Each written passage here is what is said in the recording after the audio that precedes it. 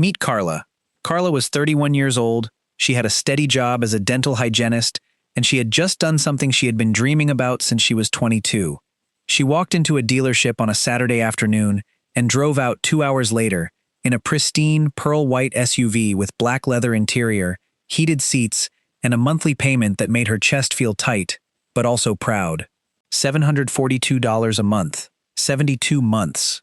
She told herself it was an investment in her future. She told herself she deserved it.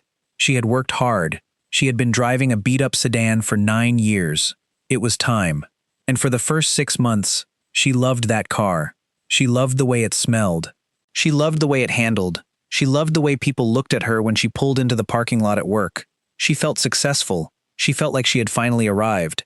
But here is the thing about feelings. They do not pay the bills, and Carla's bills were starting to pile up. The $742 was just the beginning. Full coverage insurance was another $220 a month, because the lender required it. Premium gas because the SUV required it. Maintenance packages because the dealer convinced her it was a good idea. By the time she added it all up, that car was costing her over $1,200 a month. $1,200 every single month. That was almost half of her take-home pay. And Carla was not stupid. She knew the math was bad, but she had convinced herself that this was just what adulthood looked like. That everyone had a car payment. That this was normal. That she was being responsible by building credit and making on-time payments. Then Carla lost her job.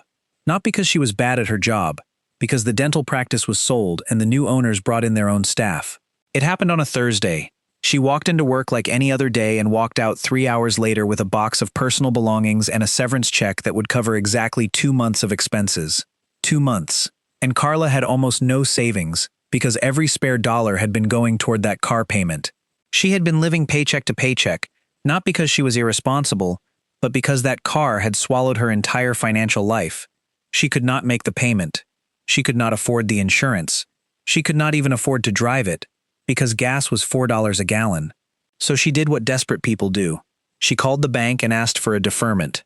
They said yes, for 3 months, but interest kept accruing. The balance kept growing, and Carla kept falling further behind. Now, I want you to think about Carla for a second. She is not a bad person. She is not financially illiterate. She is just someone who believed the lie that a car payment is a normal part of adult life. She believed it so strongly that she ignored every red flag. She ignored the voice in her head that said this is too much.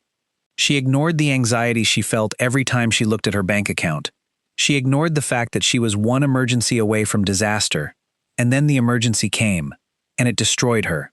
Not because she was weak, because she had built her life on a foundation of debt. And when the foundation cracked, everything collapsed. Let me tell you about Marcus. Marcus was a project manager at a construction firm. He made good money, $85,000 a year. He was smart, he was disciplined, he maxed out his 401k, he had a healthy emergency fund, he was doing everything right. And then he bought a truck.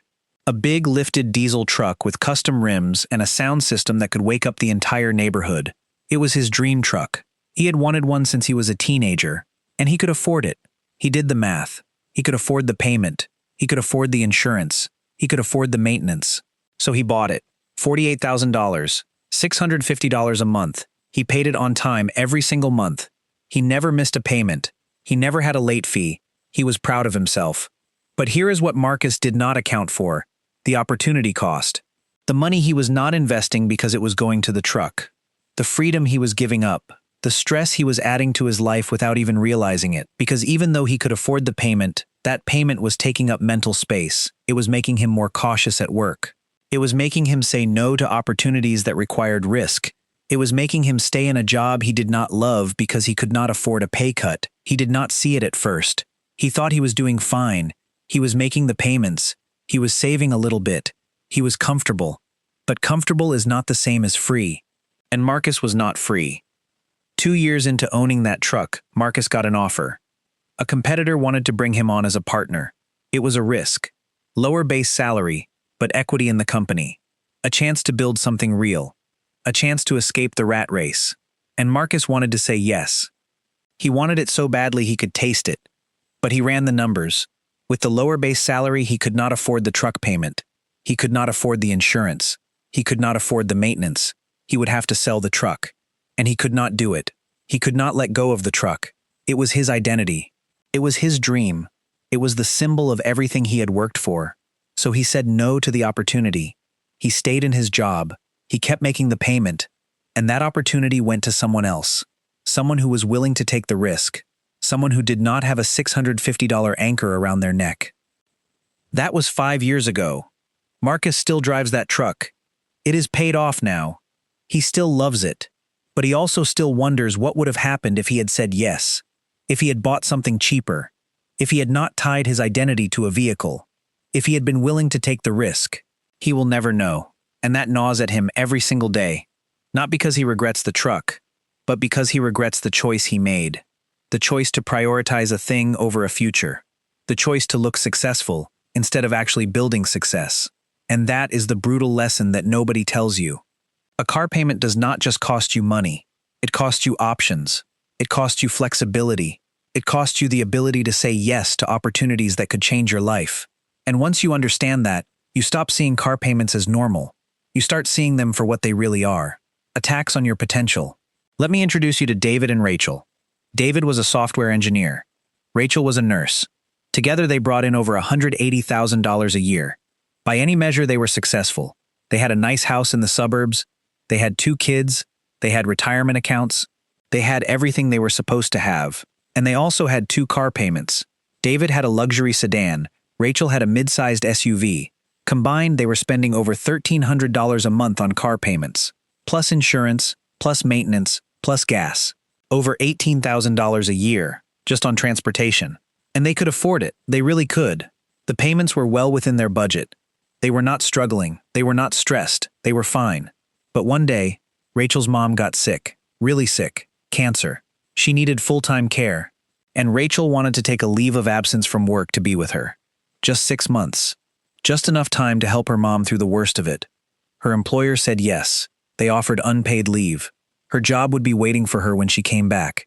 And Rachel was so grateful. She was ready to say yes. But then she and David sat down and looked at the numbers. Without Rachel's income, they would still have the mortgage, still have the utilities, still have the groceries, still have the kids' expenses, and they would still have $1,300 a month in car payments. They could not afford it. They would drain their emergency fund in 3 months. They would be in trouble. Rachel had to say no to the leave. She had to keep working while her mom went through treatment alone. She visited on weekends. She called every night. But she was not there. Not really. And her mom passed away 9 months later. Rachel never forgave herself. She never forgave David. And honestly, she never forgave those car payments. Because they had made the choice for her. They had taken away her ability to be with her mom in her final months. Not because she was broke. Not because she was irresponsible.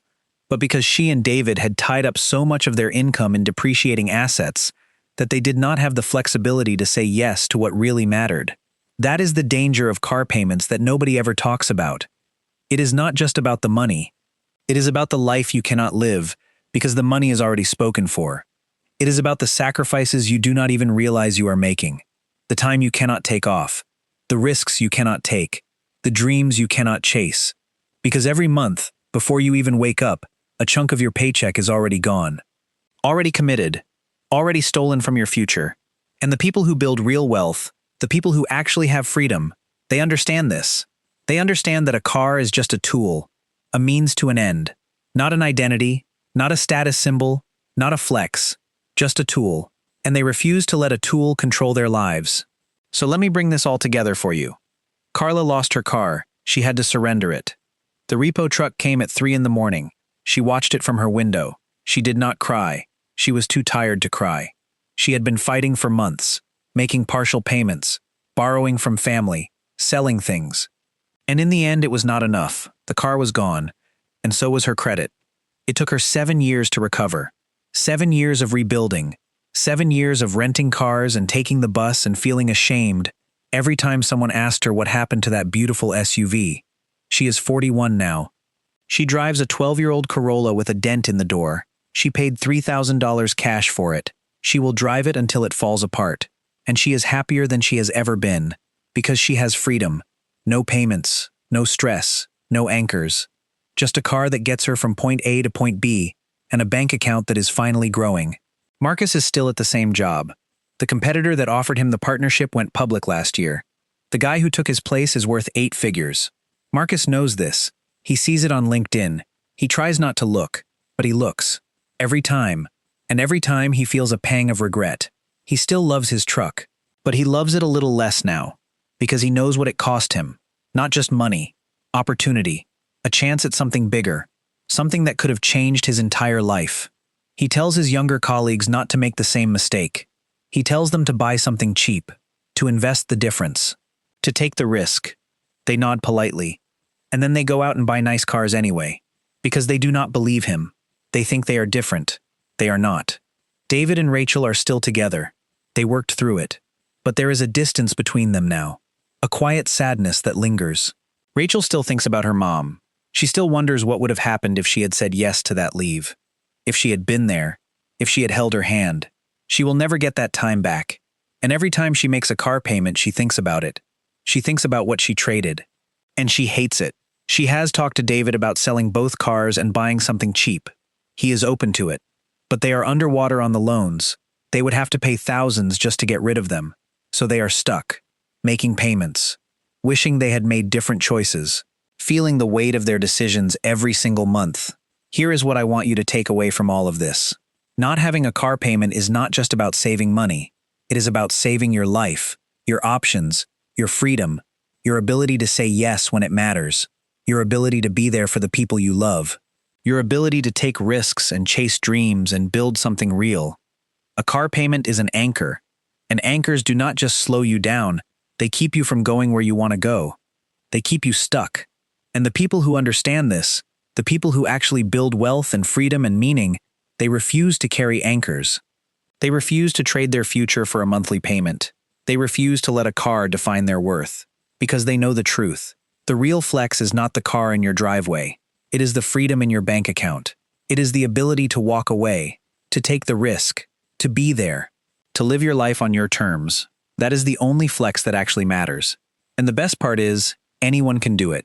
Anyone can decide right now that their next car will be paid for in cash. Anyone can decide that they will not be a slave to a payment. Anyone can choose freedom. The question is, will you?